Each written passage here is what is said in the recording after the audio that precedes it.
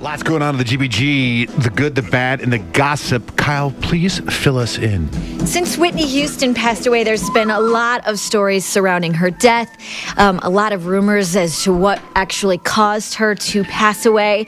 And if you believe Radar Online, there was a mix of Valium, Xanax, and alcohol that was the fateful cocktail, if you will, that stopped her heart. But of course, we don't have the official toxicology reports, so I don't know if you want to believe that, then that's why she died. If not, you wait for the official reports to come out, which they're trying to actually rush. So normally they take 4 to 6 weeks. We wouldn't have them for a few more weeks. They're hoping to get it maybe sometime this week, early next week, if possible.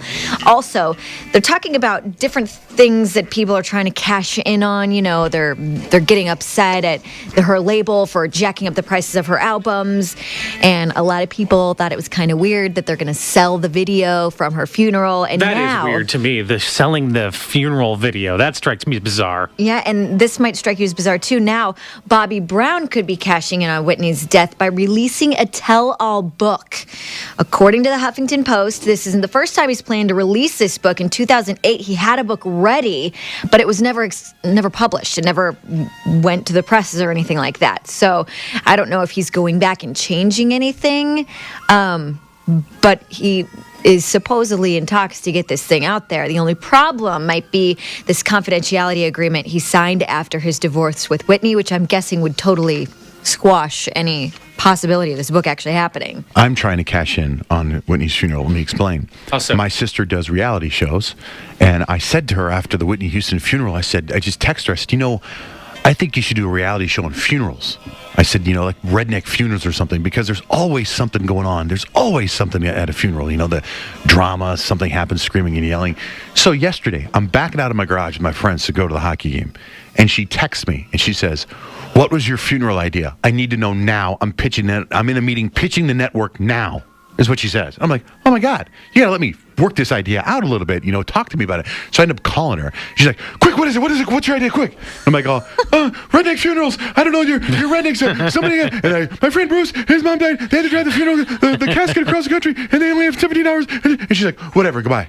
So I don't know what happened. But if you see a show on funerals somewhere, my idea is what my you're idea. Okay. I think it's a great idea for a show. It's fascinating. We'll see if it happens. I'd watch it twice, though. I don't know if I need to see Whitney's funeral again. No. Mariah Carey was there. She worked with Whitney and remembered her yesterday while she was on Good Morning America. I'm almost incapable of talking about this still. I think we all were, it's very heavy emotionally, but it was great. And I don't think people could ever understand our relationship, or really, there was always this supposed rivalry in the beginning, and then we did the duet and we became friends. And I saw her towards the end, and, I loved her. We all loved her. We all were inspired by her, and we all loved her. And may she rest in peace, and her legend's going to go on forever. Tyler Perry was also at Whitney Houston's funeral and has a new movie coming out sometime in the future called The Marriage Counselor. Well, this is the movie that he had cast Kim Kardashian for, and a lot of people have given him a lot of grief about it. They're kind of upset. He says, he's sticking to his guns despite those reports that he's taking her out of the movie. I wrote a small role for her. I had no idea she was going to get a divorce. I had no idea she was married. I had no idea. I didn't know any of that. It all happened so fast. So I put her in the film, and I just think she was supposed to be there, because when you see the film, there are great messages about marriage and love and faith and family that I think everybody could use. How many movies does this guy put out? A quadrillion. Yeah, he's got a lot of movies. Hey guys, Charlie Sheen is proving that he really may have that bipolar disorder he was rumored to have earlier when he went crazy. Remember when he just came forward and said he's got to tell the truth about how he really feels about his old show, 2.5 Men? Okay, I'm trying to lie. I'm trying to pretend like the show doesn't suck. I'm trying to pretend like Ashton doesn't suck. I'm trying to pretending like, they're not completely adrift.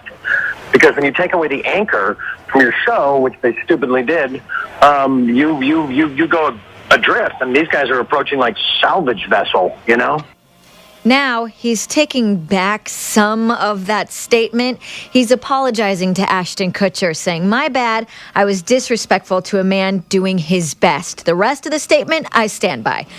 I think Ashton's miscast. Somewhat of an apology. I've only seen 2 or 3 minutes, and I think he's miscast in that role.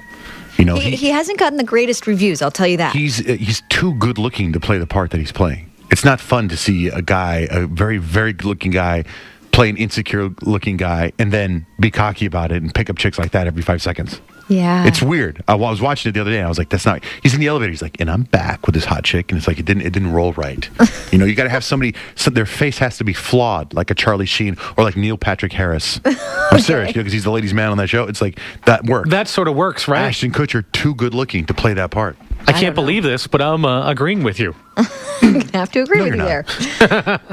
We'll see if this show is miscast. June 11th on Fox, we'll get to see the Bethany Frankel show. You know the name. She was on The Real Housewives, and now she is spinning off on her own. She already had her own reality show other than The Housewives, and now she wants to pretty much get out of that whole side of reality TV and get into a news side of it. She's going to be doing a talk show. What we can expect from it? People have been just watching my sex life, watching my family life, watching my career. I'd rather have a conversation about it. I'd rather talk to women about sex, about relationships, about, you know, having a baby, about breastfeeding. Just have, have the conversation and about business. Anyone interested? June 11th? Kinda. She's sort of fun to watch. June 11th. Anyone? Listen, You roped into the show now with that? all those shows on Bravo are awesome. I was just watching the Housewives of Orange County yesterday, and I'm not afraid to say this. My wife doesn't even care about those shows, and I watch them by myself because they're that good. But that's what I think. Those shows are really good. I'm not sure the Bethany Frankel show is going to be amazing. I like her little I'm spin-off on reality Kyle's show. side on that one. I'm just saying. No desire to see Bethany She Frankel. could surprise us all. And then Kinda I will compelling. eat my words. Until then, I stand by my opinion. I think it's going to suck. That's just me being candid about it.